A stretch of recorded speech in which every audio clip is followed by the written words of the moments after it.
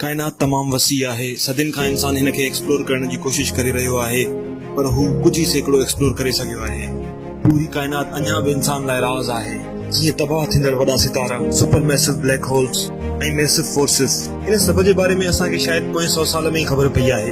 ऐं कायनात जे राज़नि खे पढ़ण लाइ अॼु बि असां हाईटेक टेलीस्कोप जो इस्तेमाल कंदा आहियूं, पर पोइ बि अॼु ॾींहं ताईं कायनात जो साइज़ ऐं हुन जी उमिरि ऐं हुन जी फोर्सिस मुंहिंजे खां ॿाहिरि आहिनि। ऐं इहा टेलीस्कोप ई आहे जेका इन पहलुअनि जो पर्दोफाश करे रही आहे। साइंसदान जेतिरो जल्दी थी सघे स्पेस जे बारे में नयूं नयूं शयूं खोजे रहिया आहिनि।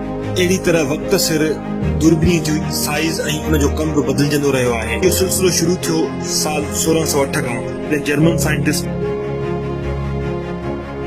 हेंस लिपर्सी दूरबीनी इजाद कई हुई ऐं 1609 में गैलीलियो हिन ई दूरबीनी खे इस्तेमाल कंदे कायनात खे जांचो हुयो। 20वीं सदी जी शुरुआत में इहे दूरबीनियूं असांखे ख़ला जी गहराईअ में वठी वयूं, जेका अॻ में असां ख़्वाब में बि नथा सोचे सघूं। जहिड़ो सैटर्न जी रिंग या जुपिटर या ताक़तवर ककड़, पर निज़ाम शमसी खां ॿाहिरि गिरह, सितारा ऐं एंड्रोमेडा गैलेक्सी जे बारे में ॼाणण अञा बाक़ी आहे। स्पेस साइंटिस्ट लाइमन स्पिट्जर 1946 में अहिड़ी दूरबीनी ठाहिण जो बुनियाद रखियो, छो त ज़मीन ते मौजूद दूरबीनियुनि सां कायनात खे जाचण में वायुमंडल इलाही रंडक विझी रहियो हुयो। पर जेकॾहिं ख़ला में ई का टेलीस्कोप फिट करे छॾिजे त इहो मसइलो वॾी आसानी सां सॉल्व थी सघे थो। ऐं साइंसदान मुताबिक़ ख़ला में मोकिलींदड़ इन दूरबीनीअ खे जी शुरुआत थी 1970 वारे ॾहाके, जंहिंजो नालो एडविन हबल जे नाले ते रखियो वियो आहे। एडविन हबल ई पहिरों दफ़ो नोटिस कयो हुयो त कायनात फैलिजी रही आहे। 1925 में हुन कायनात में हिकु चमकीली शइ जी खोज कई। हुन सोचियो त शायदि ही हिकु नेबुला आहे, जंहिंजो नालो हुन एंड्रोमेडा नेबुला रखियो। पर बाद में ख़बर पई त इहो असांजे कहकशां खां दूर ॿियो कहकशां मौजूदु आहे। इन दूरबीनीअ खे अमेरिकन स्पेस एजेंसी नासा ऐं यूरोपियन स्पेस एजेंसी ईसा मिली करे ठाहियो आहे। हिन तारीख़ी दूरबीनीअ खे ठाहिण में साइंसदाननि खे कुल 20 साल लॻा हुया।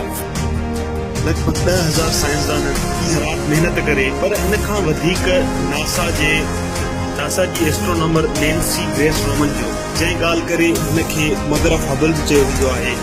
ही एडवांस टेलीस्कोप ज़मीन जे हेठे मदार में 375 माइल फी कलाक जी रफ़्तार सां रोटेट कंदो आहे ऐं कायनात जे अहिड़े राज़नि खे परोड़ींदो आहे जेके हिन खां अॻु कंहिं बि न सोचा हुया। उअं त हबल टेलीस्कोप तमामु मुश्किल जो कमु हुयो त इन खे कहिड़े तरीक़े सां पावरफुल बनाइण सां गॾु हिन जी साइज़ खे बि घटि रखियो वञे, जंहिंसां हिन खे ख़ला में वठी वञण में आसानी थिए। हबल में 2 मिरर ऐं 2 स्पेक्ट्रोग्राफ आहिनि जेके सितारनि मां ईंदड़ रोशनीअ खे कैप्चर कंदा आहिनि। हिन जे प्राइमरी मिरर जो बेस 2.4 मीटर वज़न 828 किलो आहे। ॿिए मिरर जो बेस 0.3 मीटर ऐं वज़न 12 किलो आहे। हिन टेलीस्कोप में हिन तरफ़ खां रोशनी दाख़िल थींदी आहे, प्राइमरी मिरर में रिफ्लेक्ट थी ते मुड़ी करे ॿिए मिरर में टकराईंदो आहे। पोइ हिन जे प्राइमरी मिरर में निकितल नंढड़नि सुराखनि मां रोशनी गुज़रंदे इंस्ट्रूमेंट वारे सेक्शन में दाख़िल थींदी आहे। ऐं हिकु ॻाल्हि जेका हिन दूरबीनीअ खे बाक़ी दुनिया जी दूरबीनी खां मुख़्तलिफ़ बणाईंदी आहे त हबल टेलीस्कोप रोशनीअ सां गॾु अल्ट्रा वायलेट शुआ ऐं इंफ्रारेड शुआनि खे बि कैप्चर कंदो आहे। हे एतिरो पावरफुल आहे जंहिंखे मां तव्हांखे हिकु मिसाल सां सम्झायां थो। हिकु सेकंड लाइ असां मञूं था त असां पाकिस्तान में कराची में हिकिड़ी मोमबत्ती ॿारियूं था त उन मेणबत्तीअ जी रोशनीअ खे हेठि दूरबीनी ग्रीनलैंड खां बि कैप्चर करे वेंदो। हबल टेलीस्कोप फोटो कढण खां पोइ हिकु कम्युनिकेशन सैटेलाइट खे मोकिलींदो आहे ऐं इन वसीले इहे ई फोटो नासा ताईं पहुचंदा आहिनि। हिन टेलीस्कोप खे कंट्रोल कंदो आहे गोडार्ड स्पेस फ्लाइट सेंटर। हितां ई इहे photo space telescope science institute में वेंदा आहिनि। इंस्टीट्यूट में मां ईंदड़ तस्वीरुनि खे रिसर्च थींदो आहे। अॻे वारे ॾहाके में हिन खे इंस्टॉल करण खां पोइ साइंसदाननि नोटिस कयो त हिन जे प्राइमरी लेंस में का ख़राबी अची रही आहे, जंहिं करे हे पंहिंजी पूरी ताक़त ऐं एफिशिएंसी सां कमु न करे रहियो आहे।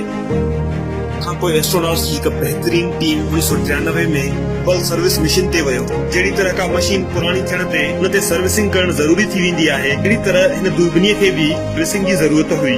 ख़ला में ई हिन जे मिरर खे चेंज करे 3 एस्ट्रोनॉट्स नामुमकिन खे मुमकिन करे ॾेखारियो।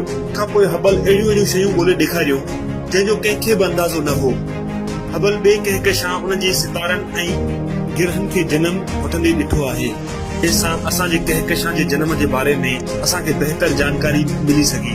बिग बैंग सुपरनोवा खां वठी असांजी काइनात केतिरी स्पीड सां फैलिजी रही आहे इन जे बारे में हबल ॾाढी मुफ़ीद मालूमात फराहम कई। हिन महिल ताईं हबल ते 5 दफ़ा सर्विस मिशन थी चुको आहे जंहिंमें टेलीस्कोप जे ख़राब पुर्ज़े खे रिप्लेस करे हिन जी इफिशिएंसी खे बरक़रार रखियो वियो आहे।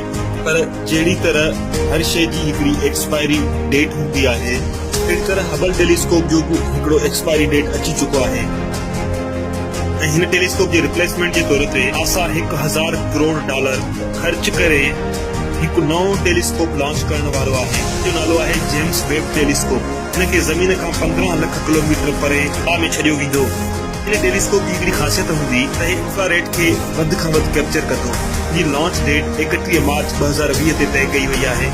हालांकि हे दूरबीनी ख़ला में वञण खां बावजूद हबल कुझु सालनि ताईं पंहिंजो कमु कंदो रहंदो जंहिंसां असां ॿिन्ही दूरबीनियुनि सां ख़ला खे एक्सप्लोर करे सघंदासीं। अगरि तव्हांखे जेम्स वेब टेलीस्कोप जे बारे में ॼाणणो आहे त हेठि कमेंट कजो ऐं अगरि हीउ वीडियो तव्हांखे सुठो लॻो त हिन वीडियो खे लाइक ऐं पंहिंजे दोस्तनि सां शेयर करणु न विसारींदा। वॾी महिरबानी।